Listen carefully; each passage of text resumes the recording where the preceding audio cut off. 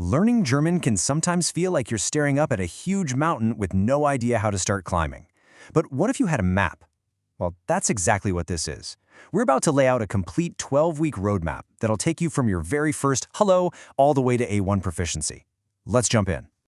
So, have you ever asked yourself, what does it actually take to learn German? You hear all about those crazy long words and the grammar that seems, a little tricky. It's easy to feel a bit intimidated. But the secret isn't just about working hard. It's about having a really clear, solid plan to follow.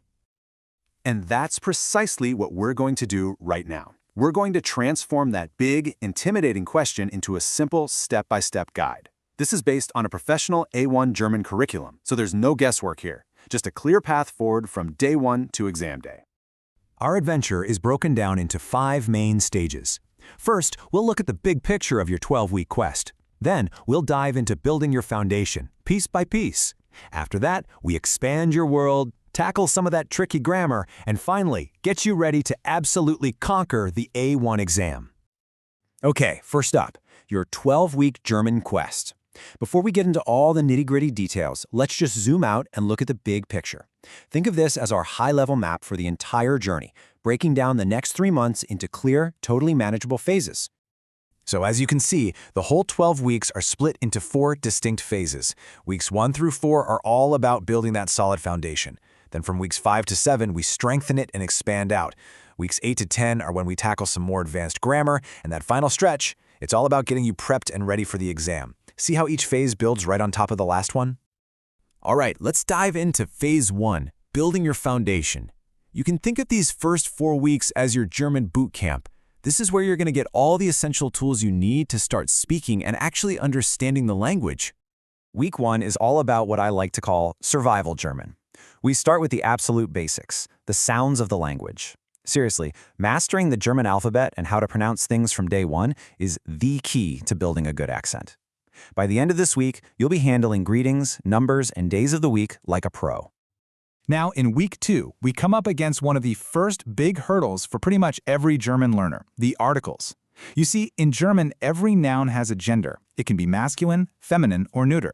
And that gender decides which word you use for the. Getting your head around this concept early on is an absolute game changer. Okay, now check this out. When you see it all laid out in a simple table like this, it suddenly looks way more manageable, doesn't it?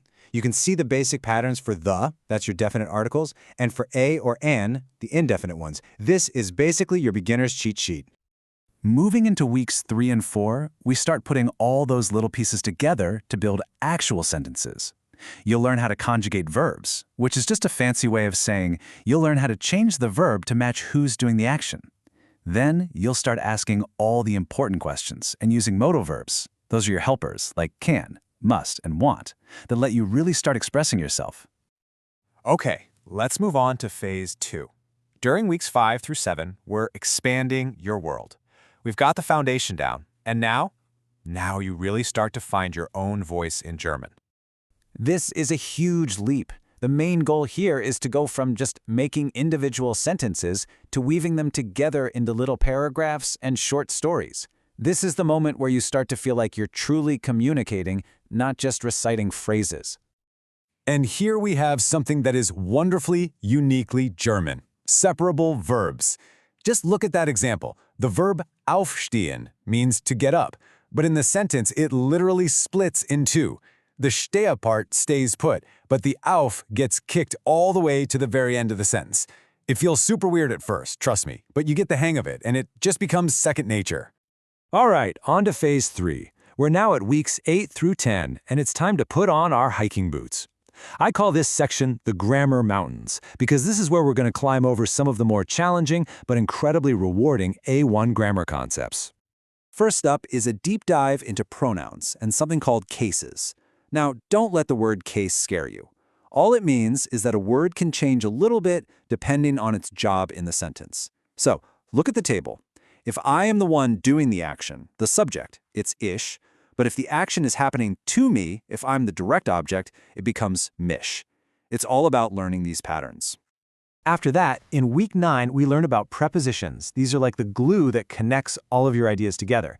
And then week 10 brings a huge milestone. You learn to talk about the past, This is a total game changer. You go from only being able to talk about what's happening now to being able to share stories about what you did yesterday. This just unlocks a whole new level of conversation.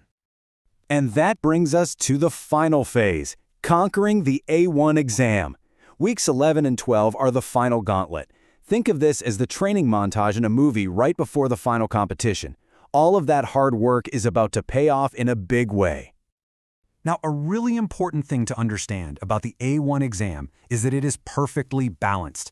As you can see right here, the 4 core skills, reading, writing, listening, and speaking, are all weighted exactly the same. You can't just be a rock star in one area, you've got to be a solid, well-rounded player in all 4.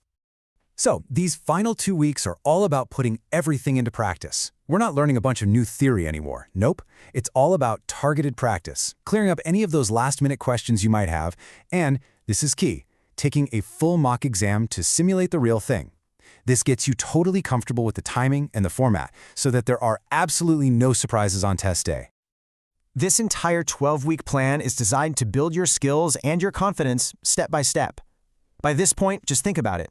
You've gone all the way from learning the German alphabet to having real conversations. You've followed the map, you've put in the work, and you are ready for this. So there you have it, a clear, structured, and totally manageable roadmap to getting your A1 German. The path is laid out right in front of you, so the only question left to ask is, are you ready to take that first step and begin your journey?